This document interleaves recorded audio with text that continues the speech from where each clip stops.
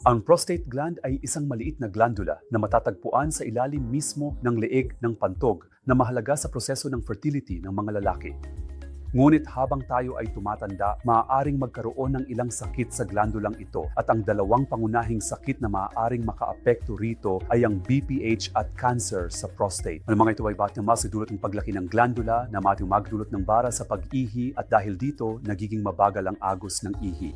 And bawat isa sa mga lalaking ito ay maaaring makaranas ng madalas na pag-ihi, bigla ang pagnanais umihi at mabagal na agos ng ihi na maaaring magdulot ng mga pagbabago tulad ng impeksyon sa ihi, bato sa pantog o minsan ay pagbabago pa sa mga bato bilang resulta ng pagbara. Para sa mga lalaking may problema na may kaugnayan sa cancer, maaaring walang anumang sintomas na maramdaman kaya't natutuklasan lamang ito sa screening, ngunit maaari ring magpakita ng lahat ng karaniwang sintomas ng mga pagbabagong dulot ng pagtanda sa prostate. Napakahalaga na may pagkaiba ang dalawang kondisyong ito.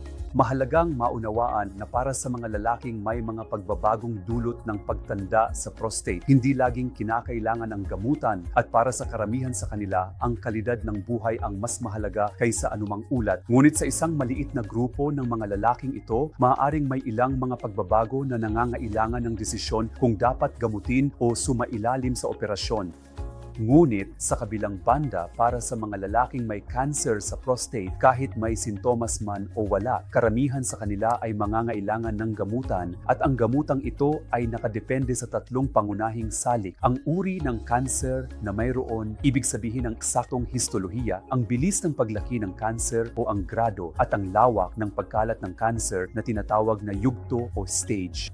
Isinasaalang-alang ang tatlong bagay na ito sa pagpaplano ng gamutan na maaaring kabilang ang operasyon, radyasyon, hormonal therapy o iba pang mga espesyal na paggamot upang malunasan ang cancer. Kung ang cancer ay natukoy ng maaga at nagamot agad, malaking bahagi ng mga lalaking ito ay maaaring mamuhay ng normal na may normal na haba ng buhay.